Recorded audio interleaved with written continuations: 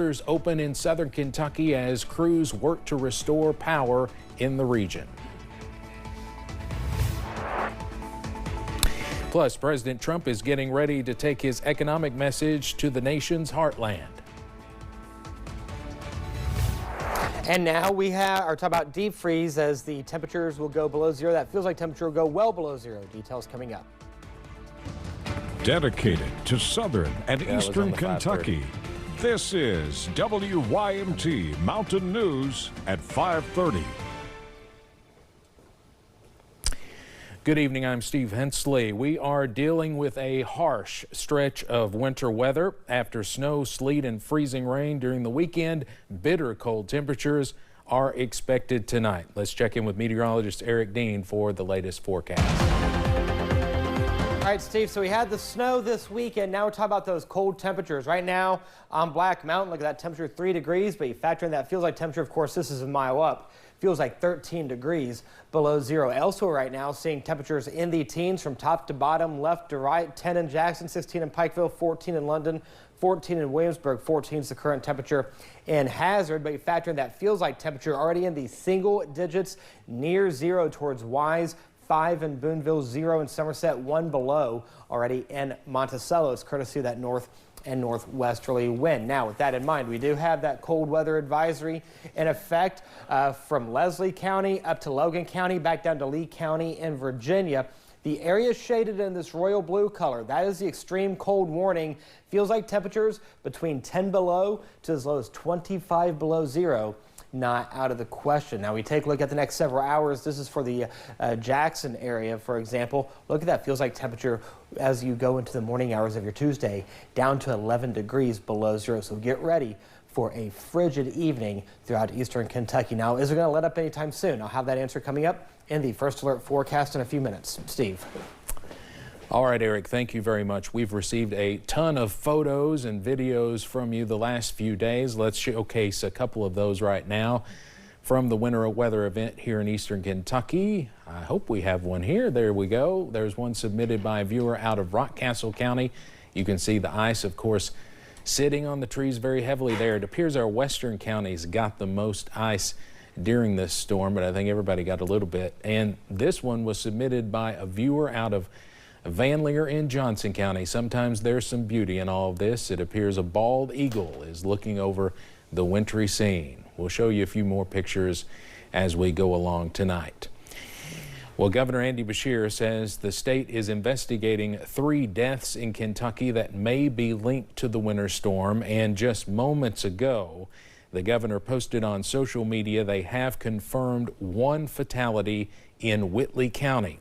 He says a 72-year-old woman died there due to hypothermia.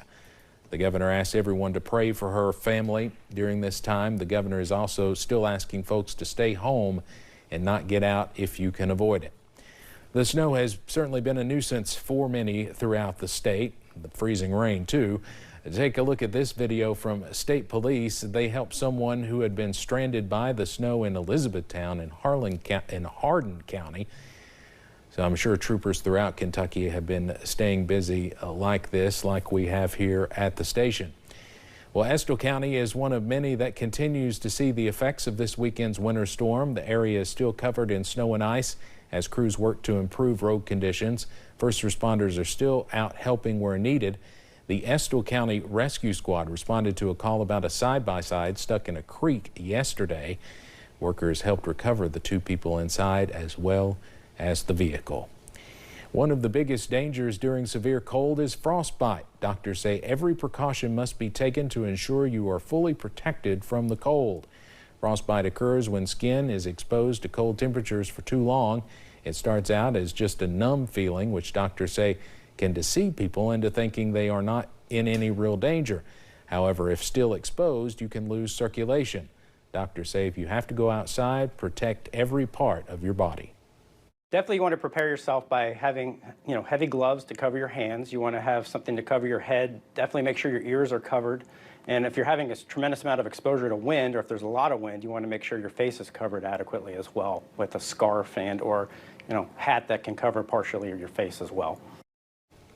He says if you have to be outside, try to take breaks throughout your time to warm yourself up. You might be tempted to crank up the heat this week, but LG&E is asking families to try and conserve energy. The utility company says with these bitter cold temperatures, heating systems are working overtime and putting a strain on the electric grid.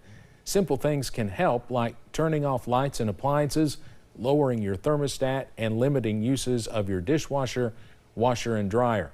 LG&E did not say how long customers would need to reduce their intake. President Donald Trump is getting ready to speak about energy and the economy at an event in central Iowa tomorrow. WYMT Washington correspondent John Decker has a preview. President Trump set to travel to the battleground state of Iowa on Tuesday, where the White House says he'll discuss energy and the U.S. economy. The president, very much aware that voters are focused on pocketbook issues, plans to tell Iowans that his administration is laser focused on making daily life more affordable. The president will tout rising home values and declining gas prices nationwide.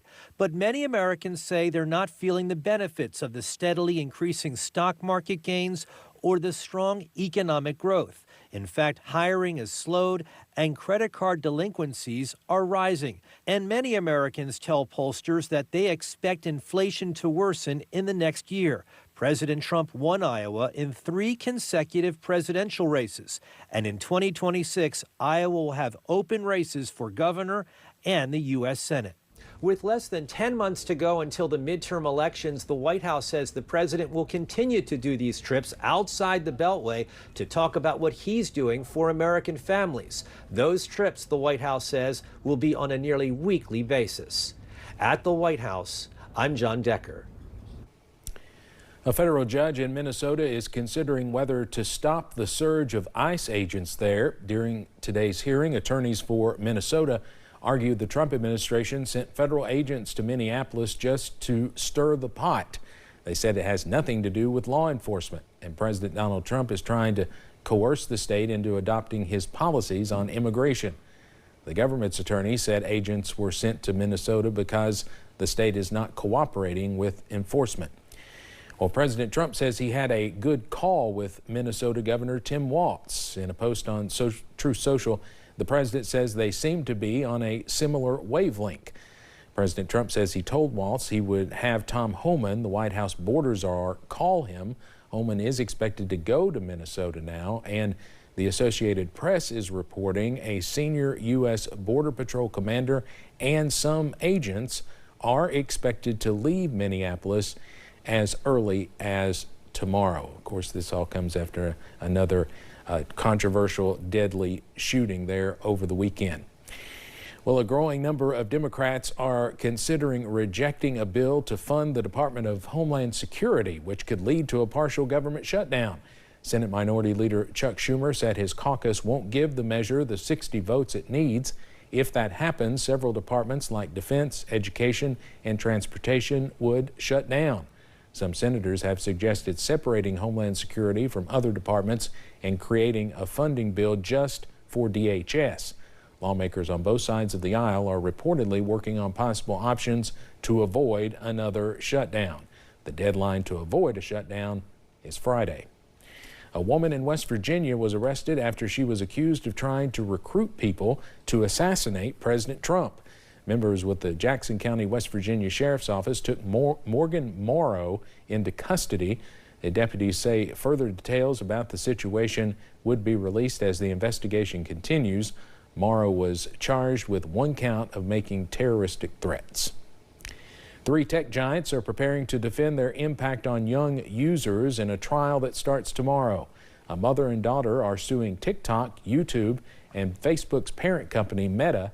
They claim the addictive features on the apps harmed the teens' mental health and led to self-harm.